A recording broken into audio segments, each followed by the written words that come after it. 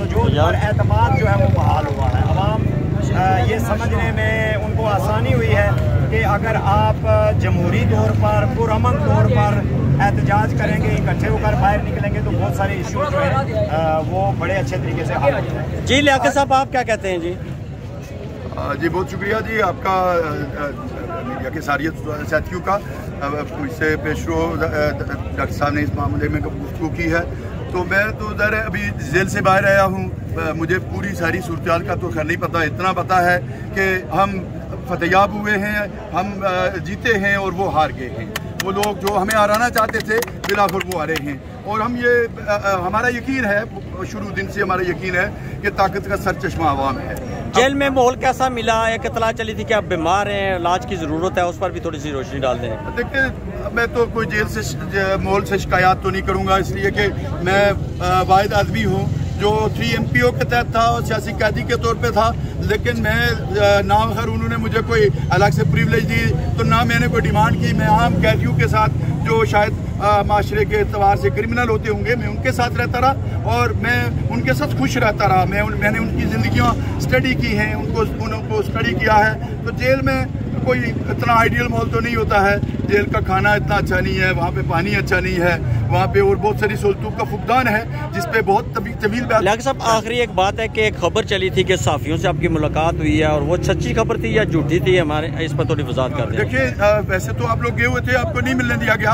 अलबत्ता कुछ लोग वहाँ पे, चूँकि मिनिस्टर साहब भी किसी केस में गए हुए थे, तो वहाँ कुछ साफ़ी थे, लेकिन मेरे साथ ऑफिशियली कोई मुलाकात किसी की नहीं। लियाकत साहब ये बताएं कि रियासत गिर एहतजाज और रियासत गिर नारा आवाज़ दो हम एक हैं, ये नारा कब तक चलेगा?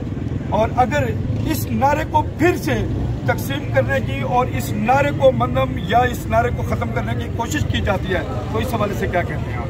बहुत ज़बरदस्त बात की है आपने। देखिए, मेरा अपनी अंडरस्टैंडिंग ये है कि जिस तरह उस तरफ रियासत जम्मू कश्मीर के उस हिस्से में तहरीक को जो है वो वादी बेस तहरीक बनाया गया, और हिंदुस्तान का नैरेटिव ये था कि ये मुसलमानों की तहरीक है, और पाकिस्तान का नैरेटिव ये था कि ये वादी की तहरीक है। और उसका नतीजा ये हुआ कि हमारी 2 बड़े खित्ते जो हैं, 2 बड़ी इकाइयाँ उससे थोड़ा सा आइसोलेट हुए हैं।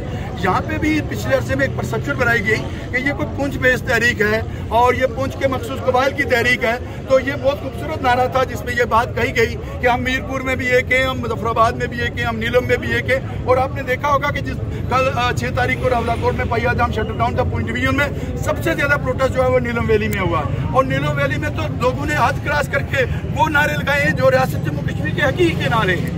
तो वो आवाज नीलम से लेके तौबड़ तक, तौबड़ से लेके जो है इफ्तिखाराबाद तक, बिम्बर तक चलती रही, हर जगह पे चलती रही। अच्छा, आखिरी बात है, कंफ्यूजन है, इसको प्लीज दूर कर दे कि आप करोड़ों साल कायम जो कश्मीर था उसकी जदोजहद कर रहे हैं, जो 1846 में जम्मू कश्मीर बना था उसकी जदोजहद कर रहे हैं, ये प्लीज थोड़ी सी वजाहत कर दें आप। कि हम धरती के फर्जंद हैं, सन ऑफ सॉइल हैं, और हम रियासत जम्मू कश्मीर को जो 15 अगस्त 1947 को जहाँ से उसको तोड़ा गया था, हम वहाँ से रीयूनिफिकेशन की बात कर रहे हैं। हम ये कहते हैं कि 15 अगस्त में जो हमारी हैसियत थी उसको बहाल करके हमारी यहाँ से अफवाज का इनखला करें, और हमें आज़ादाना तौर पे ये हक दें कि हम चाहते क्या हैं। और ये हक जो है वो दुनिया ने, हम ये कहते हैं, हम आज भी ये मुकालमा करने पे तैयार हैं। हम ये कहते हैं कि जो स्वामी आयंगर ने जो मंदूब था हिंदुस्तान का, जो उसने अक़वाम मुत्तहिदा में हमसे वादा किया था उसकी पासदारी की जाए, जो जवाहरलाल नेहरू ने हमसे वादा किया था उसकी पासदारी की जाए, जो मोहम्मद अली जिन्ना साहब ने हमसे वादा किया था उसकी पासदारी की जाए, जो पाकिस्तान ने अक़वाम मुत्तहिदा की करारदादों में अक़वाम मुत्तहिदा के अंदर जो गारंटियाँ की हैं उसकी पासदारी की जाए। यही तो चाहते हैं, और क्या चाहते हैं? Thank you sir. बात पे जदोजहद। Thank you sir.